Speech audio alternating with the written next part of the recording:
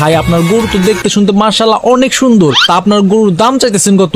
গরু কোনটা নিবেন? তাহেরি গরু নিবেন নাকি ডিপজল গরু নিবেন? তাহেরি গরু, ডিপজল গরু, এই গরুর নাম তো জীবনের প্রথম শুনলাম। তা ভাই আপনার গরুর নাম তাহেরি আর ডিপজল রাখলেন কে? আর কইেন না, এই যে রাতে দেখতেছেন এইটা মনে করেন একদম তাহেরির মতো পাগলা, খালি পাইচামি করে, এই জন্য ওর নাম দিছে তাহেরি।